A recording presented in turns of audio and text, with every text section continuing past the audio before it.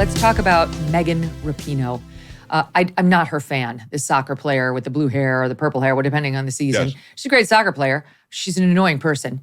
And having made her millions as a soccer player from us, from the American consumers who have supported the soccer team and supported her and supported the endorsements, the brands that she's representing and so on. Right.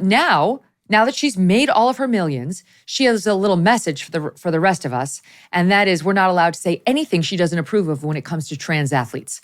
She's all for men playing against women when posing as women in women's sports.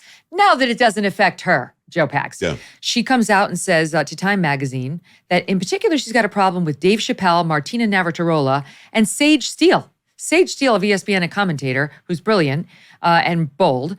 And she says, Rapinoe, I don't want to mince words here. Dave Chappelle making jokes about trans people directly leads to violence, whether it's verbal or otherwise, against trans people. How? Where? When? What specific instances? Because you're making that up. It's a bunch of bullshit. It's not true, and it's something activists like Megan Rapinoe use to try to silence dissenting voices, and it's really irresponsible. I think that it's important to first say the truth.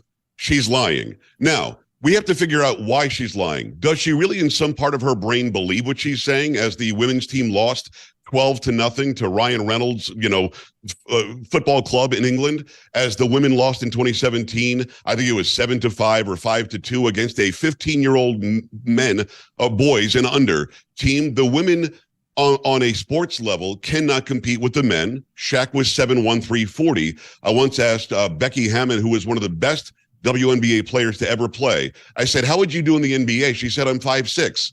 Shaq is 7'1", 340. How do you think I would do? This is a non-question. She has to know that she's lying, but I just don't know what she gains, Megan. And again, maybe you can help me with this, but when she says that it's unfair that we don't open all sports for all people of all genders, she's not listening to Caitlyn Jenner, friend of mine, was Bruce Jenner, was the guy we all wanted to be, was the best athlete on the planet. He won the decathlon. I wonder how he would have done in the heptathlon, which is the women's version. Well, he would have won even bigger. It doesn't make any sense why this argument is happening. What do you think she gains? Is she looking for some more DEI sponsorships? She knows that she's lying. She can't really believe what she's saying. And to your point about the violence against trans people, these people believe, and I know that you know this, they believe that if you say something about a trans person, that is violence. And you and I both know that words can't be violent, so it doesn't make any sense. I just wonder what she's gaining by knowingly lying to the American public. She's not gaining any more support out of it. She's making us all go, what are you, crazy? I would refer you to my earlier answer on that. That's my theory anyway. But listen to this. So she goes on and says that what's happening here is women's sports is being, quote, weaponized. Oh, now we care about fairness. Now we care about women's sports. That's total bullshit, she says.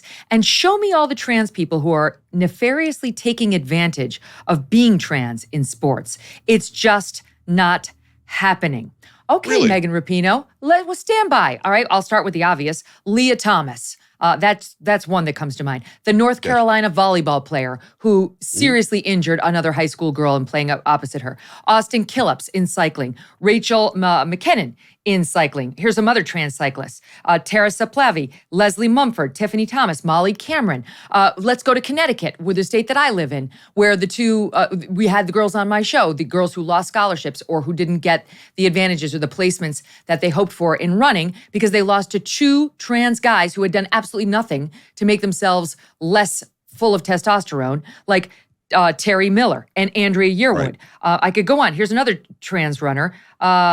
It's Athena Ryan, the weightlifter, Laurel Hubbard in 2021, the cyclist, Emily Bridges. We could keep going. We could go all day long. Do your homework.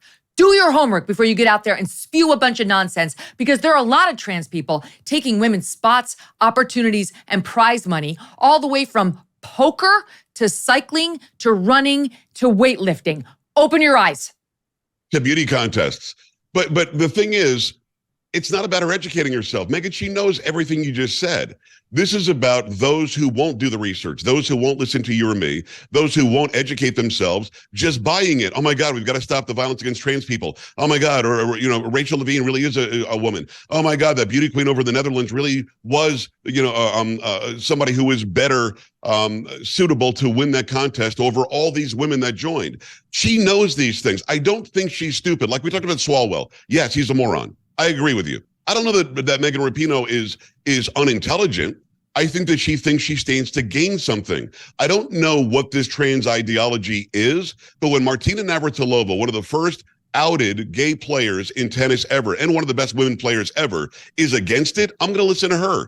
When Caitlyn Jenner is against it, I'm going to listen to Caitlyn Jenner, because these people are people who actually lived the life that we're talking about. Martina Navratilova knows she would have lost to every man, period. Serena Williams and Venus Williams both won. Riley Gaines brought this out in Congress the other day. They both lost to the 202nd ranked man. These are two of the most dominant females we've ever seen play tennis. So maybe I'm giving her too much credit. Maybe I'm glass half full. But I think Megan Rapinoe knows she's a liar. I'm at the point where I want to know why.